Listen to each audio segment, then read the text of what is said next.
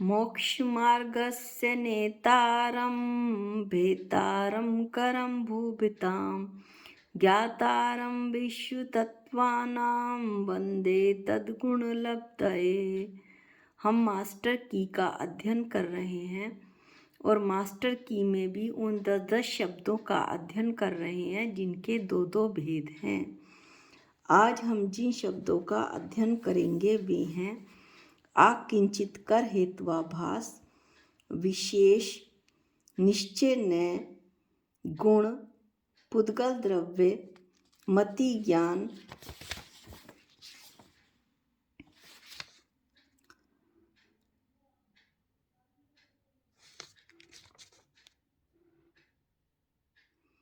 उपशम, सहभावी विशेष, सत्ता और शब्द ज्ञान। तो जो सबसे पहला शब्द है वो है आकिंचित कर हेत्वाभास। आकिंचित कर हेत्वाभास के दो भेद हैं, दो प्रकार हैं, सिद्ध साधन और बाधित विषय। आकिंचित कर हेत्वाभास किसे कहते हैं?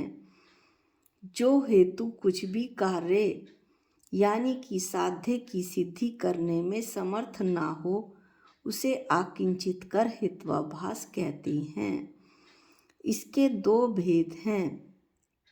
सिद्ध साधन, जिस हेतु का साध्य सिद्ध हो, जैसे अग्नि गर्म है क्योंकि स्पर्श इंद्रिय से ऐसा ही प्रतीत होता है। अगला शब्द है बाधित विषय हेत्वाभास। जिस हेतु के साध्य में दूसरे प्रमाण से बाधा आ जाए उसे बाधित विषय हेत्वाभास कहते हैं। इसके अनेक भेद हैं, लेकिन कुछ उदाहरण सहित हम देखते हैं कि बाधित विषय हेत्वाभास किसे कहते हैं।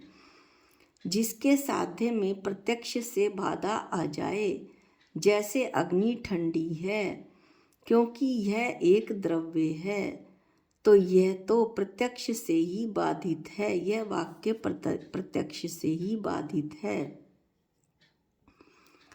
अगला है उदाहरण, दृष्टांत पाप सुख देने वाला है।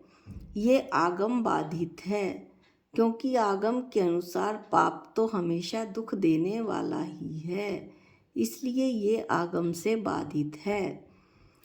तीसरा दृष्टांत हम दे सकते हैं कि जिसके साध्य में अपने वचन से ही बाधा आए, जैसे मेरी माता बंध्या है, तो वो तो संभव ही नहीं क्योंकि मैं माता की पुत्री हूँ, तो माता बंध्या कैसे हो सकती है। इस तरह से आकिंचित कर हेत्वाभास के हमने दो भेद पढ़े, सिद्ध साधन और बाधित विषय। अब हम विशेष के दो भेद पढ़ेंगे, एक सहभावी विशेष और दूसरा कर्मभावी विशेष। विशेष वस्तु के किसी खास अंश अथवा हिस्से को विशेष कहते हैं। इसके दो भेद हैं। पहला भेद है सहभावी विशेष, वस्तु के पूरे हिस्से और उसकी सब अवस्थाओं में रहने वाले विशेष को सहभावी विशेष अथवा गुण कहते हैं। दूसरा भेद है कर्मभावी विशेष, कर्म से होने वाले वस्तु के विशेष को कर्मभावी विशेष अथवा पर्याय कहते हैं। इस तरह हमने विशेष के दो भेद पढ़े, सहभावी विशेष और कर्मभावी विशेष। अब अगला शब्द है निश्चय नय। निश्चय नय के दो भेद हैं, द्रव्य आर्थिक नय और पर्याय आर्थिक नय।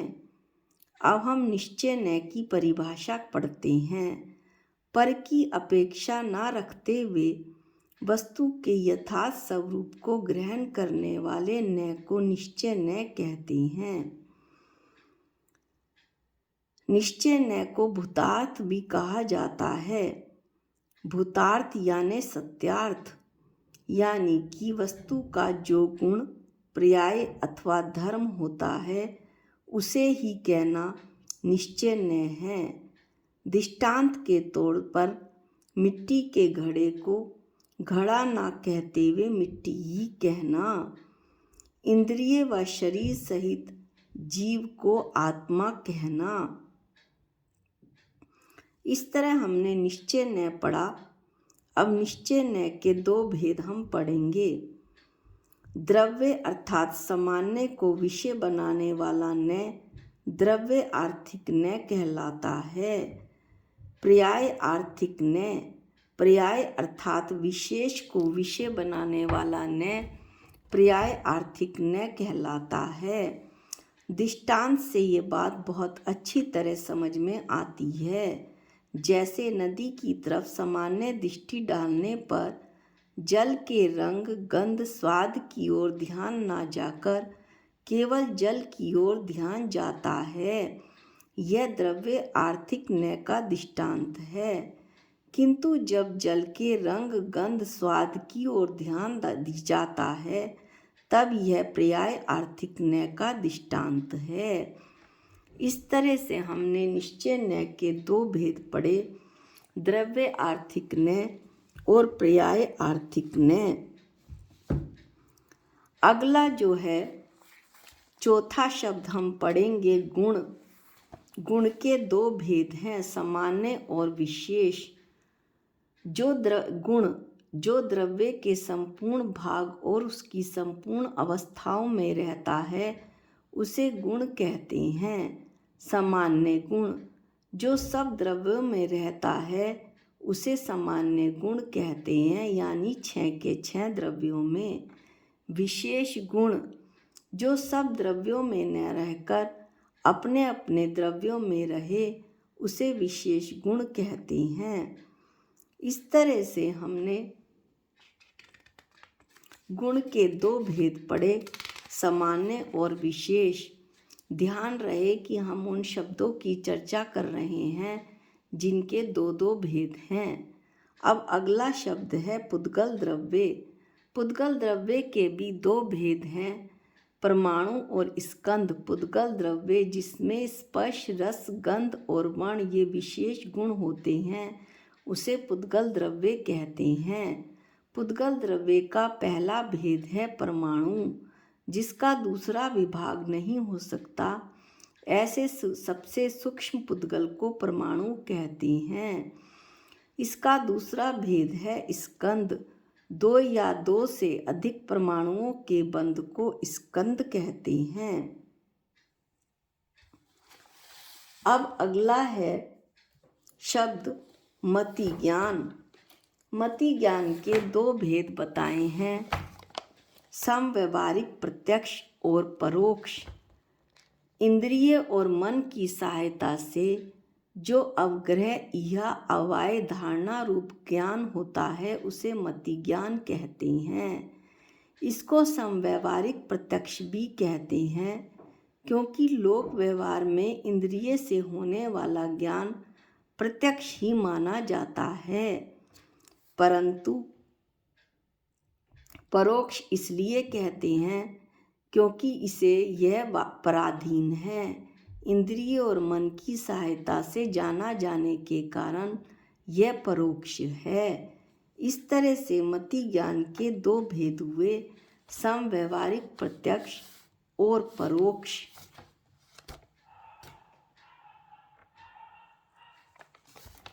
अब हम अगला शब्द देखेंगे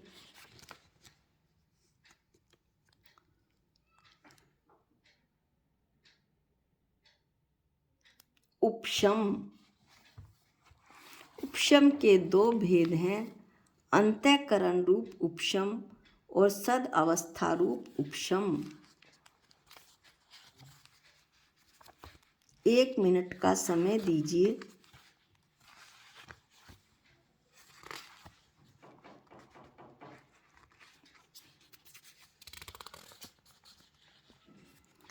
उपशम द्रव्य क्षेत्र काल भाव के निमित्त से कर्म की शक्ति को प्रकट न होने देने को उपशम कहते हैं। उपशम के भी दो भेद हैं। एक अंतःकरण रूप उपशम, आगामी काल में उदय में आने योग्य कर्म परमाणुओं को आगे पीछे उदय आने योग्य करने को अंतःकरण रूप उपशम कहते हैं। यानी जो आगामी काल में उदय में आने वाले कर्म परमाणु हैं उन्हें आगे पीछे किया जा सके, आगे पीछे उदय आने योग्य किया जा सके पुरुषार्थ के द्वारा, ऐसा अंतःकरण रूप उपशम कहलाता है। अगला इसका भेद है सदअवस्था रूप उपशम। वर्तमान समय को छोड़कर आगामी काल में उदय में आने वाले कर्मों के सत्ता में रहने को सदअवस्था रूप उपशम कहते हैं। वर्तमान समय को छोड़कर, यानी जो वर्तमान समय है उसे छोड़कर आगामी काल में लेकिन वे कर्म उदय में आ सकते हैं और सत्ता में है, उसे सदअवस्था रूप उपशम कहते हैं। वर्तमान समय में उनका भली प्रकार से उपशम हो चुका है, लेकिन आगामी काल में उदय में वे आ सकते हैं, ऐसा सदअवस्था रूप उपशम कहलाता है। अब है स्वभावी विशेष। स्वभावी विशेष द्रव्य के गुण को भी कहते हैं। इसके दो भेद हैं, एक द्रव्य में रहने वाले और दूसरा है दूसरे अनेक द्रव्यों में रहने वाले। हम इसे दृष्टांत की सहायता से समझेंगे। जैसे एक द्रव्य में रहने वाले जीव का जो गुण है, जो कि केवल जीव में ही पाया जाता है, वो उसका ज्ञान गुण है। जीव, पुद्गल, धर्म, अधर्म, आकाश, काल, जीव के अलावा अन्य 5 द्रव्यों में ज्ञान गुण नहीं पाया जाता। लेकिन जीव जो है वो आमूर्तिक भी है, तो अन्य जो द्रव्य हैं यानी कि धर्म, अधर्म, आकाश, काल, ये भी आमूर्तिक हैं। इस तरह से दो भेद हुए। जो ज्ञान गुण हैं वो सिर्फ एक द्रव्य में रहता है, जीव द्रव्य में, जबकि जो आमूर्तिक गुण हैं वो जीव के अलावा धर्म, अधर्म, आकाश, काल में भी रहता है। इस तरह स्वभावी विशेष के दो भेद हुए, एक द्रव्य में रहने वाले, दूसरे अनेक द्रव्यों में रहने वाले। अब हम सत्ता का अध्ययन करते हैं। सत्ता यानी कि अस्तित्व। जिस शक्ति के कारण द्रव्य का कभी नाश नहीं होता और वह किसी से उत्पन्न भी नहीं होता है, उसे सत्ता या अस्तित्व गुण कहते हैं। सत्ता के दो भेद हैं, महासत्ता और अवान्तर सत्ता। ये बहुत इम्पोर्टेंट है, पंचअस्तिकाय से इसकी परिभाषा ली गई है। और जो गाथा नंबर है पंचअस्तिकाय की वो है गाथा 8। सत्ता द्विविध है, 2 प्रकार की है। 2 प्रकार के ही भेद हम ले रहे हैं, वे ही शब्द ले रहे हैं, महासत्ता और अवान्तर सत्ता। अब इसमें से हम सबसे पहले महासत्ता पढ़ते हैं।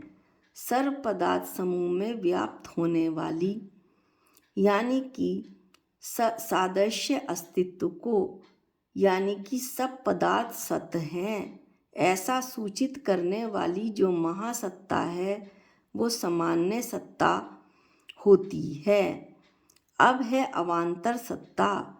दूसरी जो अवान्तर सत्ता है वो प्रतिनिश्चित, एक एक निश्चित वस्तु में रहने वाली स्वरूप अस्तित्व को सूचित करने वाली, एक एक वस्तु के स्वरूप को सूचित करने वाली अवान्तर सत्ता है। इसे विशेष सत्ता भी कहते हैं। इस तरह से हमने 2 भेद पढ़े, महासत्ता और अवान्तर सत्ता।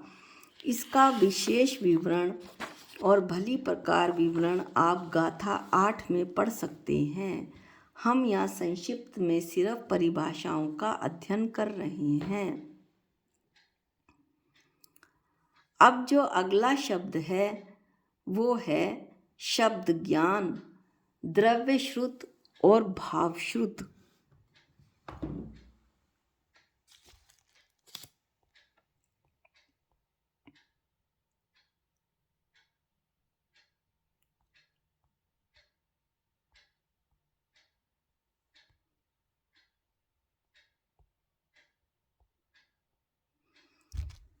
जो द्रव्य श्रुत है वो शुद्ध शब्द ज्ञान, इसे शुद्ध ज्ञान भी कहते हैं, क्योंकि श्रुत का अर्थ होता है सुना हुआ विषय अथवा शब्द।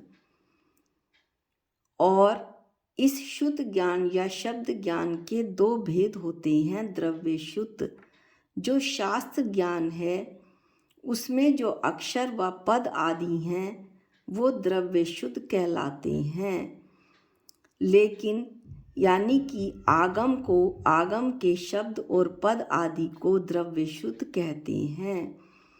सम्यक ज्ञानी पुरुष इन्हीं शास्त्रों और आगम को पढ़कर जो उपदेश देते हैं उनके सुनने से भव्य जीवों को जो आत्मा का यथार्थ ज्ञान हो जाता है उस अपेक्षा से भाव शुद्ध ज्ञान कहा जाता है।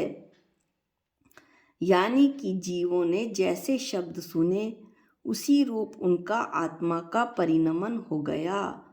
मैं एक चेतन भगवान आत्मा हूँ, इसके अलावा मैं विश्व में कुछ भी नहीं हूँ, ऐसा शब्दों में सुनना और इसे सुनकर भाव रूप परिणमन होना, यह बात यहाँ कही जा रही है द्रव्य शुद्ध और भाव शुद्ध में। इस तरह हमने आज 10 शब्दों का अध्ययन किया। अगले 10 शब्द हम अगले वीडियो में पढ़ेंगे। निज निधि निज में बताई ये अनंत उपकार है, इसके लिए जिन वाणी माँ को वंदनानंत बार है, वंदनानंत बार है। सबको जय जिनेंद्र।